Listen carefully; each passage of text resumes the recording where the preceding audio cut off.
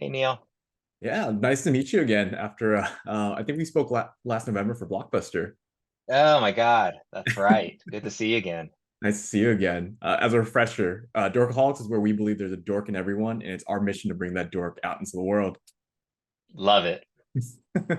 So my first question is, what was it about the Shortcomings graphic novel that made it so ideal for film adaptation? For me, it was well, when I first read it when it came out in 2007, I felt all the feelings. I thought it was hilarious. I thought it was touching, heartbreaking. It pissed me off.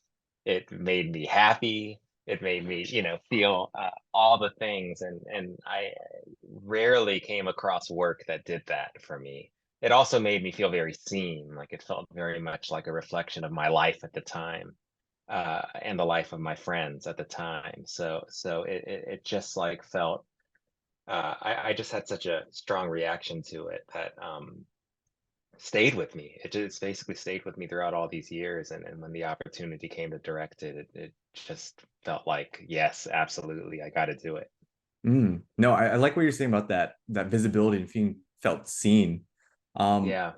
If films like Crazy Rich Asians were about aspirational representation and Mortal Kombat and Snake Eyes were more like this reclaiming of the martial arts genre with Asian leads, then what themes or milestones would you like to see Shortcomings be remembered for? It's a good question. I would just say, I would love for it to be uh, in a tradition of real people stories in real places. Just everyday people, the epic stories that exist within the mundane. No, I like that. Yeah, I think for me, I yeah, think 2023 is going to be this year of, I guess, the more grounded Asian American experience, like with Beef and now Shortcomings.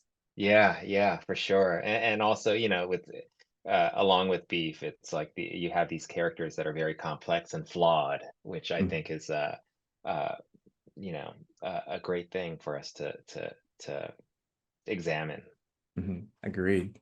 And now, when audiences hear that there's a graphic novel adaptation, they naturally think superheroes, capes, superpowers. What was the Mhm. experience like for you directing a graphic novel adaptation? And what's something that you learned in the experience that you would advise future directors of comic adaptations? Well, it was, it it, it was Shortcomings based on the graphic novel by Adrian Tomine, who also wrote the script, the screenplay, and he was someone who was involved in the production. It certainly helped to be able to talk to him about things and to make sure uh, that he felt good about what was happening, and to, it was really important for me because I'm such a big Adrian Tomina fan to make sure that he felt ownership to the movie and felt connected to the movie and felt like he could always contribute in the collaborative process of filmmaking. And I would say that, yeah, whenever possible, to have the original work, access to the creator of the original work. I think that that's always helpful. Mhm. No, I just read the Shortcomings graphic novel this morning just because Yeah, I was able to get it on the Libby app. I noticed looking back, saying, "Wow, like you guys put a lot of effort into modernizing the story." We yeah, see the movie at the beginning is a very yeah, familiar take. The use of social media instead of yeah, just an art gallery. Um, yeah. what input did you have in the collaborative experience to modernize it or highlight certain themes or aspects of the original graphic novel? Yeah, that was a big part of the process for us was, a couple 2 years before we actually went into production, Adrian and I were developing the script.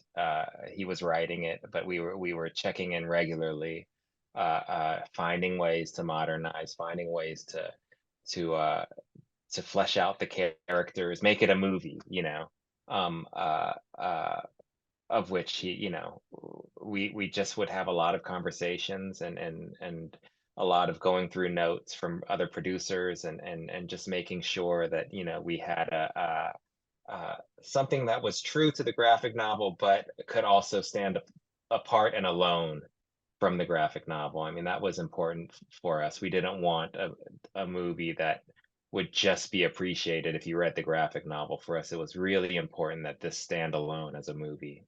Mhm. Now, Yeah, I'm curious in your experience because you had read the graphic novel when it first came out. For me, I watched the film and then read the graphic novel. yeah. What was a core part of the Shortcomings graphic novel that you knew like this is that moment that we need to put in the film that really that'll hit the audience the way you felt reading? Oh gosh. That's a good question. I mean, right now it's like my head is so wrapped up in the film version that a part of me uh, a part of my thoughts of the story bleed into what was in the graphic novel. So I kind of it's almost hard for me to delineate some things, but I will say the the one of the most thrilling shoot days was the fight between Ben and Miko in the apartment in Leon's apartment, and I'm trying to remember how that plays out in the graphic novel, but uh, uh, to me that was always a key scene, you know, in in in the movie and in the graphic novel is it's where this is our Ben kind of gets stripped of everything, and so there was a lot of anticipation going up to that shoot day, leading up to that shoot day, and definitely we wanted to get that right, and thankfully the actors were just so on it. I mean, they I barely had to direct them that day. They were just so locked in, and it's one of my favorite scenes. No, I agree. Yeah, Just feeling the emotions that Justin must have felt playing his character Ben just felt like wow, yeah, like he's really yeah. being shown his flaws or shortcomings in that moment. Yeah, yeah, for sure. It's amazing. And a fun Dorkaholics question I like to end interviews with is who was your favorite hero or main character protagonist growing up?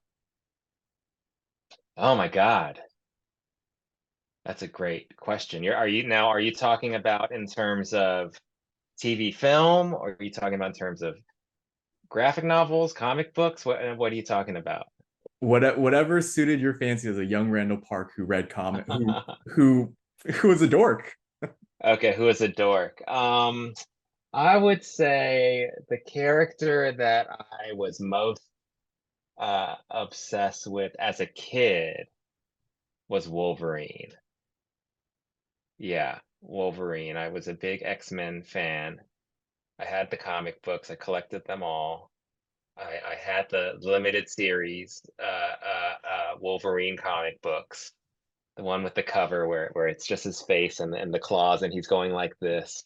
That was a big part of my childhood, and I don't know. I just thought there was nobody cooler than Wolverine. Mm. I mean, you are in the MCU, so maybe we should start manifesting for you to meet him or launch the new Asian American Wolverine. That would be pretty cool. That would be pretty cool.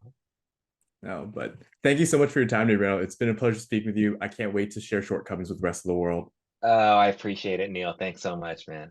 Good talking to you.